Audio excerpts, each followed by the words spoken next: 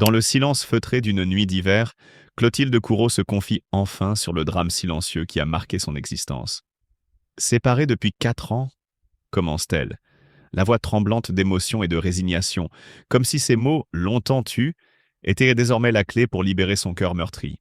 Autrefois, Clotilde avait embrassé une vie de conte de fées, un mariage aux allures de légende avec Emmanuel Philibert de Savoie, héritier d'un prétendant au trône d'Italie et homme aux ambitions multiples. Leur union, célébrée en 2003 à la basilique Sainte-Marie des Anges et des Martyrs de Rome, devant 1200 invités triés sur le volet, avait été retransmise à la télévision, faisant de leur amour une véritable idylle royale aux yeux du public. Mais derrière le faste et la splendeur se cachait une réalité bien plus sombre et douloureuse. Clotilde Courreau, actrice renommée et figure de la haute société, a longtemps nourri l'espoir d'un amour sincère et d'une complicité indéfectible.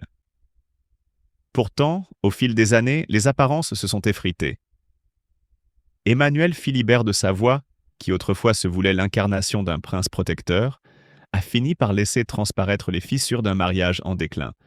Dans un entretien explosif accordé au quotidien milanais Corriere della Sera, le samedi 15 mars 2025, Emmanuel Philibert avait lui-même reconnu la triste vérité en déclarant qu'ils étaient séparés depuis 4 ans.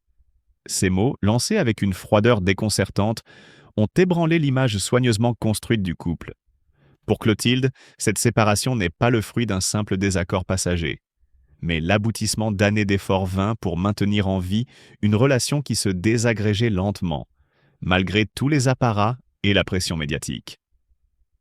Tandis qu'Emmanuel Philibert officialise désormais sa relation avec Adriana Abascal, figure éclatante de la vie mondaine, Clotilde doit faire face à une solitude qu'elle n'avait jamais imaginée. Derrière le voile des apparences, elle se trouve aujourd'hui confrontée à un douloureux constat. Son mariage, qui fut jadis une symphonie de glamour et d'émotions exaltées, n'était qu'un théâtre d'ombre, une mascarade où l'amour véritable avait été remplacé par un compromis fatal. Entre les éclats de rire lors de soirées mondaines et les adieux silencieux dans le privé de son appartement parisien, Clotilde révèle que les années passées aux côtés d'Emmanuel Philibert ont été marquées par une succession de blessures invisibles. « J'ai vécu dans une souffrance perpétuelle », confie-t-elle, les yeux embués de larmes refoulées. Chaque jour était un combat pour ne pas me perdre, pour ne pas laisser cet amour factice m'engloutir. Elle se souvient des promesses d'un avenir radieux, des instants volés où, malgré les tensions, elle parvenait à croire en un bonheur partagé. Mais ses rêves se sont effondrés sous le poids des trahisons silencieuses et d'un éloignement progressif qui a creusé un fossé infranchissable entre eux. Les deux filles, Vittoria, âgée de 21 ans, et Luisa, de 18 ans, vivent désormais avec leur mère à Paris. Clotilde évoque avec une douleur mêlée de tendresse la précocité avec laquelle elles ont dû apprendre à appréhender l'échec d'un mariage qui se voulait impérial. « Elles ont toujours été ma lumière, dit-elle.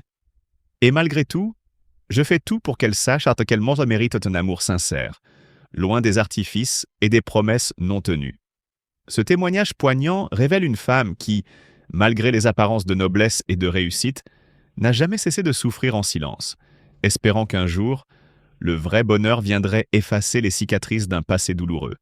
L'acteur et compagnon de route d'autrefois, Emmanuel Philibert de Savoie, quant à lui, continue de jouer son rôle dans la sphère publique, naviguant entre les obligations royales et les relations amoureuses qui semblent désormais lui être plus faciles à gérer. « Nous nous aimons, mais nous vivons séparément », avait-il déclaré avec une indifférence qui en disait long sur l'état réel de leur relation. Ce choix de vie, qui s'apparente à un divorce silencieux, est pour Clotilde une source inépuisable de tristesse et de désillusion. La cohabitation d'autrefois, avec ses rires partagés et ses projets communs, s'est muée en un parcours solitaire où le cœur de Clotilde se trouve à la dérive, aspirant à retrouver un semblant d'authenticité. Dans ses confidences, Clotilde ne cache pas l'amertume de ce constat. Elle admet que vivre aux côtés d'un homme qui ne partageait plus ses rêves, ses espoirs et surtout ses émotions fut une épreuve insoutenable. « J'ai sacrifié tant de choses, » déclare-t-elle, « pour soutenir ce mariage qui n'était qu'un mirage, une illusion destinée à disparaître au fil du temps. La révélation de cette vérité, aussi crue soit-elle, marque un tournant décisif dans sa vie. Clotilde Courreau laisse échapper un soupir tremblant, comme si chaque mot qu'elle s'apprête à prononcer était une blessure qui s'ouvrait à nouveau. Ses yeux, embués de larmes, trahissent une douleur longtemps contenue, une souffrance trop lourde à porter seule.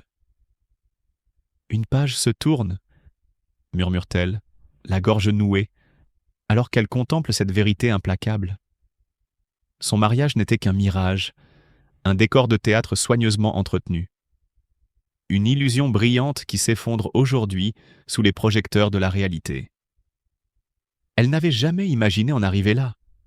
Lorsqu'elle a épousé Emmanuel Philibert de Savoie, en 2003, elle croyait en cette promesse d'amour éternel, en ce conte de fées qui semblait écrit pour elle. Mais derrière le faste des cérémonies, derrière les sourires figés devant les caméras, son cœur, lui, saignait en silence. Nous nous aimons beaucoup, mais nous vivons séparément. Ces mots prononcés par son époux, avec une légèreté qui la transperce comme une lame glacée, résonnent encore dans son esprit. Il n'était plus qu'un couple d'apparence, une union qui ne survivait que par convenance, par habitude, par peur du scandale. Ce n'est pas la quantité qui compte, mais la qualité, poursuit Emmanuel Philibert, dans un cynisme involontaire qui lui serre le cœur. Quelle ironie! La qualité de leur relation n'existait plus depuis des années, remplacée par une distance insoutenable, un vide affectif qu'elle tentait désespérément de combler seule. Et aujourd'hui, il officialise son amour avec Adriana Abascal, sous les lumières éclatantes du carnaval de Venise. Main dans la main, radieux, insouciant, il foule les pavés vénitiens comme s'il n'avait jamais rien eu à cacher. Pour Clotilde, c'est la confirmation brutale d'une vérité qu'elle refusait de voir en face. Elle était devenue une simple spectatrice de sa propre vie, reléguée à l'arrière-plan pendant que son mari écrivait une nouvelle histoire sous les yeux du monde entier. Ses souvenirs affluent, déchirants, implacables. Elle revoit ses nuits d'angoisse où elle attendait son retour, ces matins où elle se réveillait seule dans leur lit conjugal, ces silences pesants qui en disaient long sur ce qu'ils ne partageaient plus. Elle se souvient de son regard, autrefois empli de passion, aujourd'hui vidé de toute émotion lorsqu'il la croise. Quand avait-elle cessé d'être sa priorité? À quel moment leur amour s'était-il transformé en un simple arrangement social? J'ai tout donné. J'ai aimé pour deux. Sa voix se brise sur ces mots. Elle a sacrifié ses rêves, sa carrière, une part d'elle-même pour maintenir cette union en vie. Elle voulait croire qu'il finirait par revenir, qu'il réaliserait la valeur de ce qu'ils avaient construit ensemble. Mais en réalité, il était déjà parti depuis longtemps. Son cœur, son esprit, son désir appartenaient à une autre. Ses filles, Vittoria et Luisa, sont tout ce qui lui reste de ce mariage. Elles sont son roc, son dernier refuge.